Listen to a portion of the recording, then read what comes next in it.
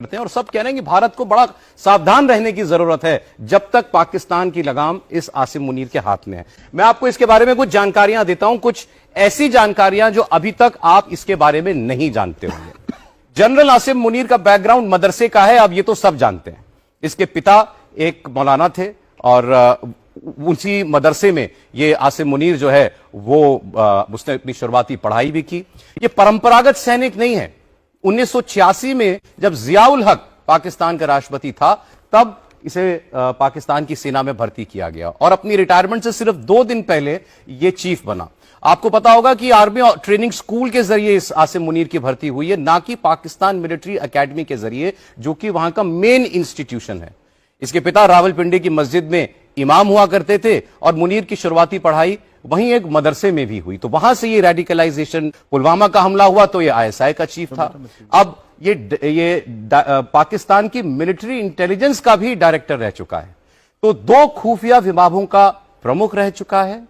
Radical आदमी है, बहुत कट्टर सोच का है। हाफिज कुरान खुद को कहता है, जब बातें करता है तो कुरान की आयतें बार बार अपनी बातचीत में कोट किया करता है और उसी से दुनिया को पता चला कि यह आदमी बहुत खतरनाक है। अब आपको बताते हैं कि इतना खतरनाक क्यों है। क्योंकि यह समझौते पर यकीन नहीं करता, यह सिर्फ और सिर्फ लड़ाई और जंग में यकीन रखता है और भारत के साथ तो हर वक्त। आईएसआई और मिलिट्री इंटेलिजेंस का चीफ रह चुका है, जैसे मैंने आपको बताया। पुलवामा का हमला इसके आईएसआई चीफ रहते हुए ही हुआ था। तो उस लिहाज से पाकिस्तान का जितना आप समझिए कि खुफिया तंत्र है, उस पर इसकी बहुत मजबूत पकड़ है।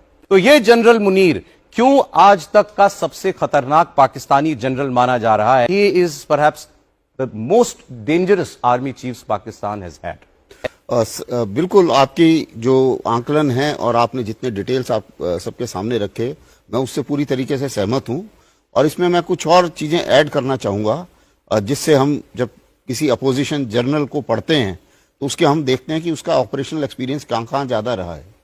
दूसरी चीज ये है कि जैसा आपने बताया, इसकी जो पकड़ है और ये आईएसआई चीफ रहा, 2 इसने अपॉइंटमेंट्स करे हैं, तो जितने भी बहुत उनके काफी साठगांठ है और अच्छी पकड़ है।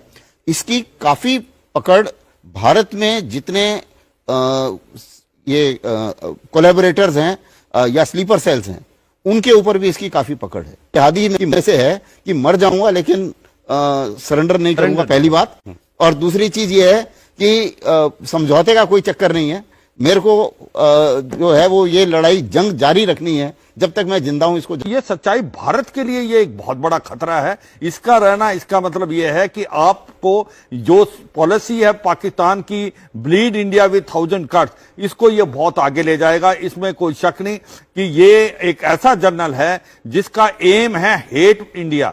क्या अभी ये घटनाएं बंद होने वाली है? मुझे नहीं लगता, क्योंकि ये एक पागल है, जैसे बताएगा ये रेडिकलाइजेशन ज्यादा फैलाने की कोशिश कर रहा है, आतंकवादी। सर, जैसा जो आप लोग, मतलब ये ऐसा आदमी है जो तबाह हो जाए, अपने देश को डुबा दे, लेकिन सरेंडर ना करे। वो सोच, उस सोच से है ये। इसलिए हमें बड़ा सतर्क रहना पड़ेगा कि ये आइंदा भी जल्दी कुछ कर सकता है। इसलिए ये बहुत डेंजरस है। आज के दिन में यूनाइटेड स्टेट्स में, वेस्ट एशिया में जितने भी हमास